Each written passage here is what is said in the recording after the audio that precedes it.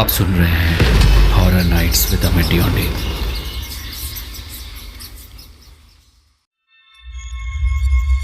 आज की कहानी है जिन। कहते हैं इस धरती पर सिर्फ हम इंसान ही अकेले प्राणी नहीं हैं, बल्कि हमारे बीच बहुत सी ऐसी मखलूकें रहती हैं जो हमारी आंखों से छुपी हुई हैं। कहा जाता है इन मखलूकों का इतिहास इस धरती पर इंसानों से भी बहुत पुराना है।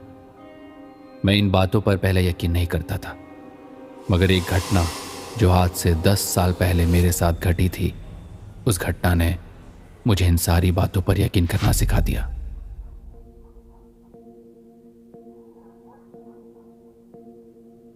मेरा नाम है करण। ये बात आज से 10 साल पहले की है, जब मैं अपने दोस्त राशि और राहुल के साथ कश्मीर के एक सुनसान पहाड़ी इलाके की एक टूटी फूटी रोड के किनारे अपनी कार लेकर खड़ा हुआ था।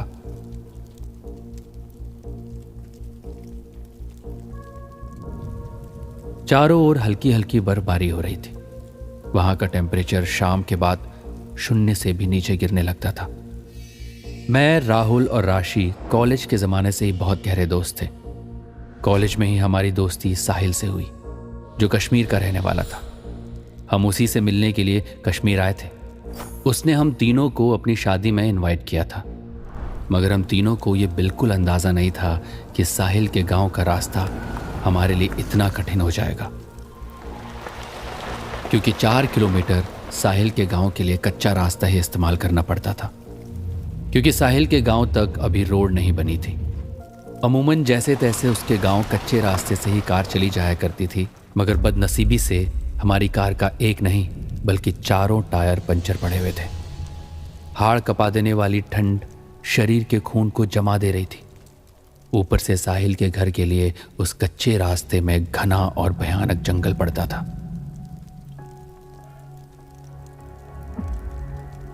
हम तीनों को खड़े खड़े सोचते हुए काफी देर हो चुकी थी।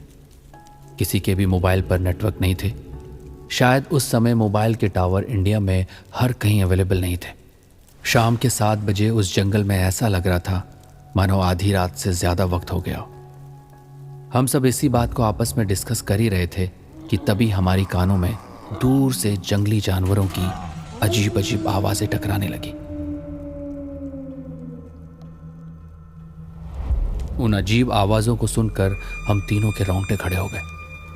राहुल ने घबराते हुए हम दोनों की ओर देखकर कहा, यार मुझे लगता है हम तीनों को पैदल ही सफर करना पड़ेगा, क्योंकि हम वापस तो नहीं जा सकते। राहुल की बात सुनकर मैं गहरी सोच में डूब गया। मैं सोचने लगा कि 4 किलोमीटर का फासला हम इस घने जंगल में कैसे तय करेंगे। वो जंगल हमारे लिए अनजान था। ऊपर से जंगली जानवरों की अजीब सी आवाजें मन में बेचैनी पैदा कर रही थी। लेकिन राहुल की बात मानने के अलावा हमारे पास कोई चारा भी तो नहीं बचा था। बहुत देर सोच विचार करने के बाद मैंने कहा, शायद तू ठीक कहता है राहुल। अच्छा, तुम दोनों कार से ज़रूरत का सामान निकाल लो, हम पैदल ही साहिल के गांव तक जाएंगे। सुबह साहिल से कहकर इस गाड़ी को ठीक करवा देंगे, ओके?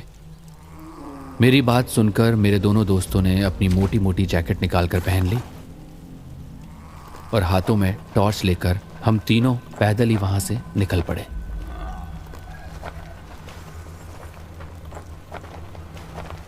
कुछ दूर पैदल चलने के बाद मुझे इस बात का एहसास हो गया कि वो रास्ता उबड़ खाबड़ था। मेरी समझ में नहीं आ रहा था कि आखिर इस रास्ते पर से कार कैसे जाती होगी। शायद वहां के लोगों को उस रास्ते से कार ले जाने की आदत पड़ गई होगी। अचानक हम तीनों को ऐसा लगने लगा जैसे कि हम तीनों के पीछे पीछे कोई चल रहा हो। मेरे और मेरे दोनों दोस्तों के कदम एक जगह पर जाकर ठिठक गए और हम तीनों ने बेहद फुर्ती से पीछे की ओर देखा। हमारे सामने एक मोटे लबादे में भिखारी खड़ा हुआ था।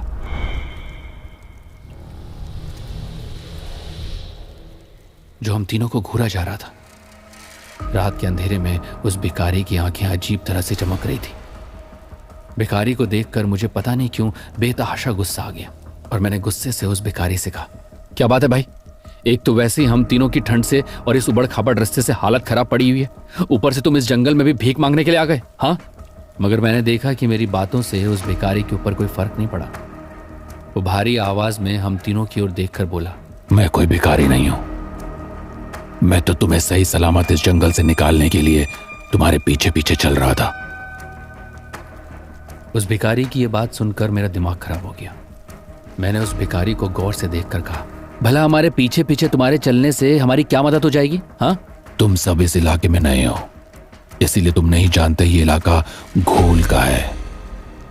घोल एक बहुत ही ताकतवर जिन होता है जो किसी का भी रूप ले सकता है। उसकी फुर्ती, उसकी ताकत का अंदाजा नहीं है तुम्हें। तुम तीनों सुरक्षित नहीं हो।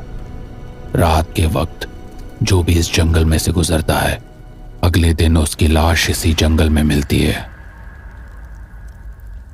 भिखारी की बात सुनकर मेरी और मेरे दोस्तों की हंसी छूट गई। राशि मुस्कुराते हुए भिखारी की ओर देखकर बोली, बताने के लिए बहुत बहुत शुक्रिया भिखारी जी, मगर हमें तुम्हारी मदद नहीं चाहिए। ओके, हम अपनी मदद खुद करना चाहते हैं। बेहतर होगा तुम अपना रास्ता नापो और दोबारा हमारा पीछा मत करना। नमस्कार। मैंने देखा राशि की बात सुनकर भिखारी के चेहरे पर मायूसी छा गई और वो धीरे धीरे कदमों से वापस चला गया और हम तीनों एक दूसरे को देखकर मुस्कुराने लगे, क्योंकि हम तीनों मॉडर्न जमाने के लोग थे और मॉडर्न जमाने के लोगों को हर बात में डेमो चाहिए होता है। मगर मैं नहीं जानता था कि मुझे मिलने वाला डेमो कितना खतरनाक होने वाला है। भिखारी के जाने के बाद हम तीनों फिर से पैदल चलने लगे, मगर इस बार हम तीनों ने अपने चलने की रफ्तार थोड़ी बढ़ा दी थी। रात के अंधेरे में और तेज हवा के बीच टॉर्च की रोशनी में वहां पर खड़े हुए देवदार के पेड़ अजीब सी आकृति बना रहे थे, जिन्हें देखकर मेरा दिल कभी कभी थम सा जाता था। हम जल्द से जल्द साहिल के गांव पहुंचना चाहते थे।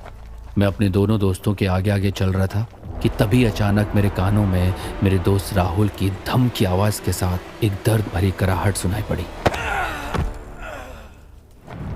मैंने तुरंत पीछे मुड़कर देखा तो राहुल जमीन पर पड़ा हुआ अपना घुटना पकड़कर करा रहा था। मैंने राहुल से कहा, क्या हुआ राहुल? पता नहीं यार, अंधेरे में ये पत्थर नहीं दिखाई दिया, मेरा इस पत्थर से घुटना टकरा गया, मेरे घुटनों में बहुत दर्द हो रहा है यार। हम तीनों एक घने और बेहद पुराने लंबे पेड़ के नीचे खड़े हुए थे, जिसकी लंबी लंबी और मोटी मोटी शाखाएं जमीन तक आ रही थी। तेज हवा के जोर से उस पेड़ के पत्तों की सरसराहट ऐसी महसूस हो रही थी जैसे बहुत से लोग हम तीनों को देखकर हंस रहे हों। राहुल की बात सुनकर मैं और राशि एक दूसरे का चेहरा देखने लगे। हम दोनों एक दूसरे का चेहरा देख ही रहे थे कि तभी एक बेहद तेज तूफानी हवा का ठंडा झोंका हम दोनों के गालों से टकराया। एक पल को ऐसा महसूस हुआ कि हम वहीं पर जमने वाले हैं। तभी हम दोनों के कानों में राहुल की एक दर्दनाक चीख टकराई। चीख सुनकर हम दोनों बुरी तरह से घबरा गए।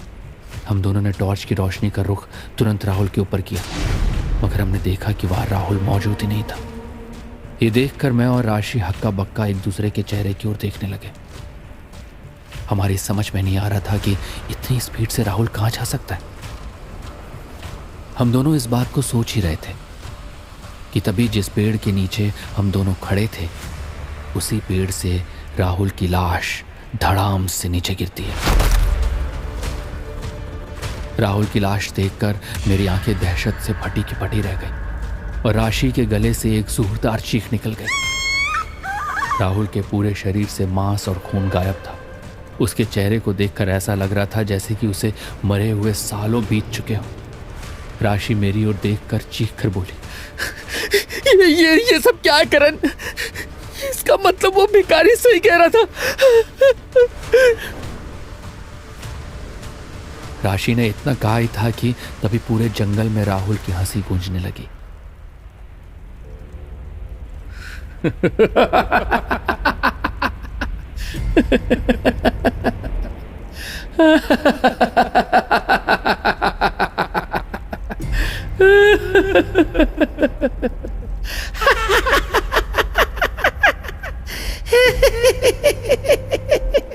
हम दोनों राहुल की लाश को आंख फाड़ फाड़ कर देखने लगे। हमारी समझ में नहीं आ रहा था कि राहुल तो हमारे सामने मरा पड़ा है, तो फिर हंस कौन रहा है। राशि की ओर देखकर मैं चीख कर बोला,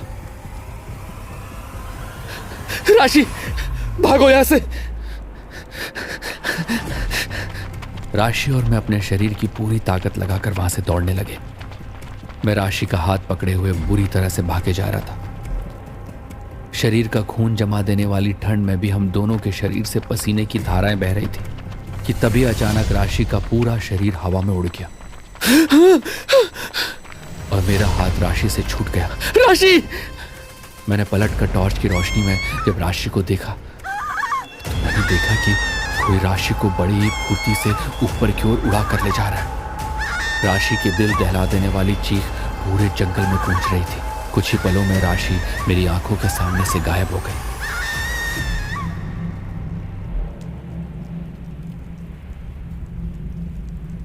अब मैं जंगल में अकेला था। मेरे माथे पर पसीने की बूंदें टपक रही थी। डर की वजह से मेरे दिमाग ने काम करना बंद कर दिया था कि तभी अचानक धड़ाम की आवाज मेरे कानों में टकराई। मैंने देखा जमीन पर राशि की लाश पड़ी हुई थी। उसकी लाश को देखकर ऐसा लग रहा था जैसे कि ऊपर से किसी ने उसे पूरी ताकत से नीचे फेंक दिया। राशि की लाश को देखकर दहशत से मेरे गले से एक जोरदार चीख निकल गई।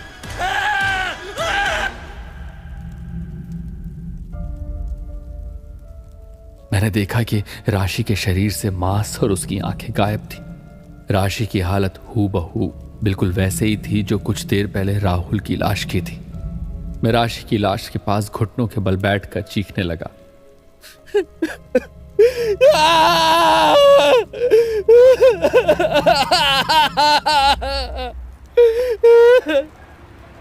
तभी अचानक मैंने देखा कि राशि उठकर खड़ी हो गई और एक तेज हवा का झोंका मेरे बगल से होकर गुजर गया। अब मेरी आंखों के सामने राशि के ठीक बगल में राहुल भी खड़ा हुआ था। उन दोनों के शरीर और चेहरे बेहद भयानक थे। वो दोनों बड़ी ही फुर्ती से मेरी ओर बढ़े। इससे पहले कि उन दोनों के हाथ मेरी गर्दन तक आ पाते तभी किसी ने बेहद फुर्ती से मुझे अपनी ओर खींच लिया। मैंने देखा कि वो वही भिखारी था जिसका कुछ देर पहले हम तीनों ने मजाक उड़ाया था। अचानक उस भिखारी ने अपनी जेब से एक शीशी निकाली और उस शीशी में से पानी उन दोनों के ऊपर फेंक दिया। पानी की बूंद गिरते ही पूरा जंगल चीखों से दहल उठा। भिखारी मेरी ओर देखकर बोला, जल्दी भागो बेटा यहां से। मैं इन्हें ज्यादा देर तक नहीं रोक सकता। ज्यादा से ज्यादा 5 मिनट और हद से ज्यादा 10 मिनट। उससे पहले हमें घोल के इलाके से बाहर निकलना होगा।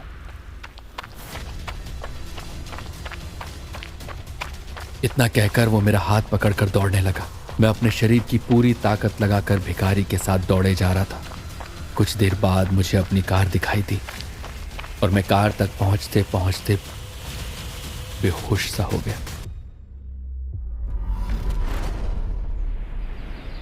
अगली सुबह मेरी आंख मेरे दोस्त साहिल के घर पर खुली। उसका पूरा परिवार मुझे घेरे हुए बैठा था। साहिल की आंखों में आंसू थे। उसकी आंखों में आंसू देखकर मैं समझ गया कि जो कुछ भी मेरे साथ कल घटा था वो हकीकत था, कोई सपना नहीं। मेरे दोनों दोस्त अब इस दुनिया में नहीं थे। साहिल ने रोते हुए मेरी ओर देखकर कहा, मैंने तुझे बहुत फोन लगाया यार, लेकिन तेरा एक भी कॉल नहीं लगा। गलती मेरी थी, मुझे तुझे बुलाना ही नहीं चाहिए था। तो खुशनसीब है मेरे दोस्त जो रात के वक्त उस जंगल से जिंदा वापस आ गया। मैंने रोते हुए अपने साथ घटी पूरी घटना साहिल को बताई। साहिल मेरी बात सुनकर बोला, तू किस भिखारी की बात कर रहा है? शाम 7 बजे के बाद कोई व्यक्ति उस जंगल से मेरे गांव नहीं आता। वहां तो कोई आबादी नहीं है। इतनी ठंड में भिखारी का वहां क्या काम? और मैंने तो इस तरह के भिखारी के बारे में पहले कभी नहीं सुना। साहिल की बात सुनकर मैं खामोश हो गया। और आज इस घटना को 10 साल बीत चुके हैं। मुझे नहीं पता कि वो भिखारी कौन था, कोई तांत्रिक था या कोई साधु, मगर मेरे लिए तो एक फरिश्ता था जिसने घोल जिन के इलाके से मेरी जान बचाई। काश उस वक्त हम तीनों उस भिखारी की बात मान लेते तो शायद आज मेरे दोनों दोस्त जिंदा होते। दोस्तों, ऐसी हॉरर स्टोरीज के लिए सब्सक्राइब कीजिए हमारा channel horror nights with Amit Deoni. Bell icon दबाना मत भूलिएगा। और अगर आपको पॉडकास्ट पसंद है, ऑडियो स्टोरीज पसंद है, तो डाउनलोड कीजिए हमारा ऐप ऑडियो पिटारा। ऑडियो पिटारा सुनना जरूरी है।